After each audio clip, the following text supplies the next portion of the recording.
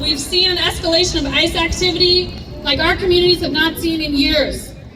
These past 72 hours have been a nightmare for people in Hillsborough, Woodburn, Wilsonville, Portland, Gresham, Beaverton, Salem, Eugene.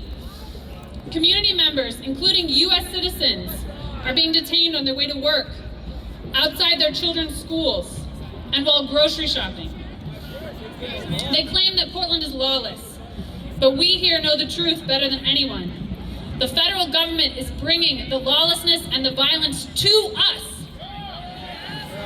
My name is Jordan Cunnings, and I'm the legal director of Innovation Law Lab, and I'm here with Jay representing Oregon for All, which is a coalition of organizations working to advance immigrant justice in our state. At Law Lab, we are working every day to make sure the promise of the U.S. Constitution is real for every person in our community.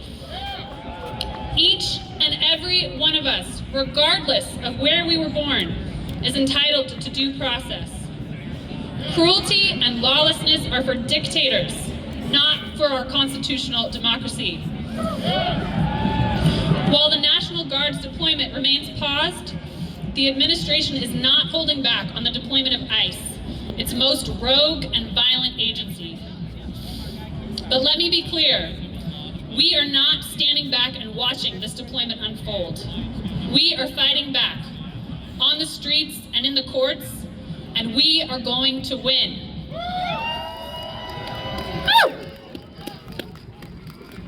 This summer, the Trump administration arrested firefighters who were battling the largest wildland fire in the Pacific Northwest in decades.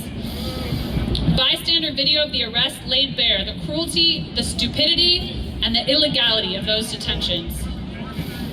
One of those firefighters is Rigoberto, a 23-year-old from Kaiser. He's an Oregonian and the son of migrant farm workers. Devoted to public safety, he and his brothers have endured the grueling work of wildland firefighting for the past 3 years. Rigoberto feels his calling is to protect the community through this difficult and dangerous work. Outraged by his unconstitutional detention, Oregonians held rallies, elected leaders condemned the arrests, and at Innovation Law Lab we filed an emergency habeas petition seeking his immediate release from detention. We took the Trump administration to court, and we won.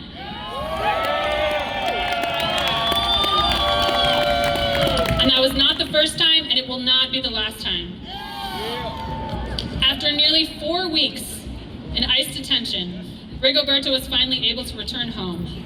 When he was freed, he said, "So many people stepped up to help me, and now I want to help others in the same way." That's how we show up for each other as Oregonians. And that's why all of you are here today and why we're privileged to be here. Thank you.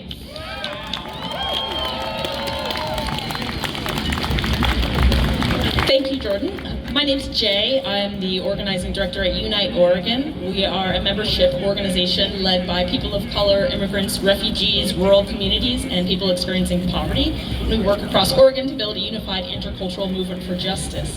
And I'm so honored to be here because this is what it looks like when we refuse to be complicit.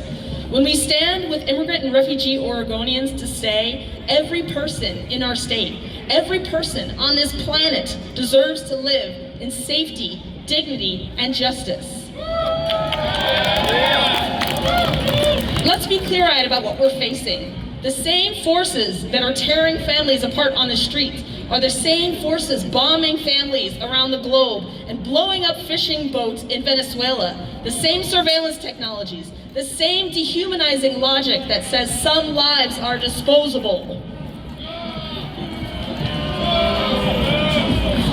When ICE raids a home in Portland, they're using tactics refined through decades of counterinsurgency operations abroad.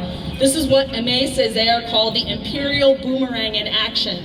The violence our government exports abroad always comes home. But Oregonians like you are showing up every day for each other across the state, and we're not taking this lying down. We're doing things like filming ICE when they appear in our neighborhoods. We're checking in on our neighbors because we understand that solidarity is our only defense against a system designed to isolate and terrorize us. We're volunteering and fundraising to support rapid response networks because we know mutual aid is how we survive U.S. empire. We are rallying and organizing with purpose and with strategy. We're protecting our friends, our coworkers, our families. And we are all here to say today because we know this fight is the same, from Gaza to Caracas to Portland. Stop the U.S. border team.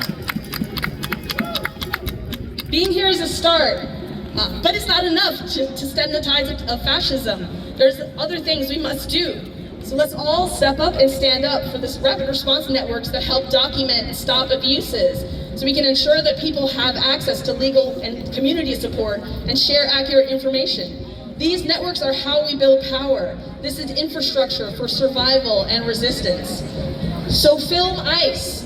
When you witness ICE, the military, or any federal law enforcement making an immigration arrest in public, it's your legal right to film as long as you don't interfere.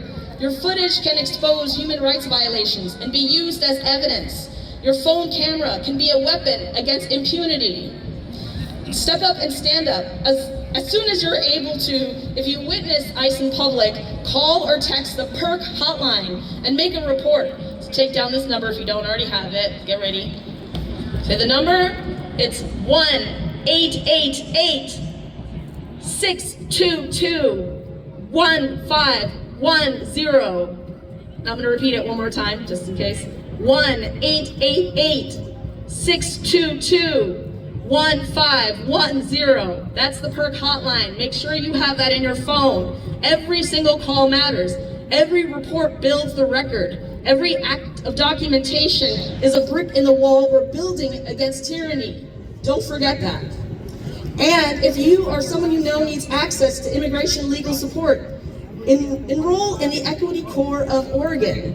And here's another number. Be sure to take this down as well. The number is 1-888-274-7292. Again, the number is 1-888-274-7292. That is for the Equity Corps of Oregon for legal support services for immigrants.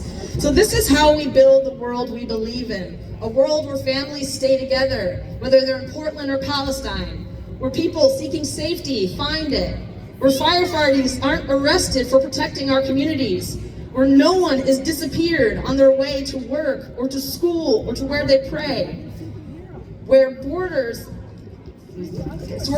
are recognized for what they are. Violent fictions designed to divide us so we can be controlled.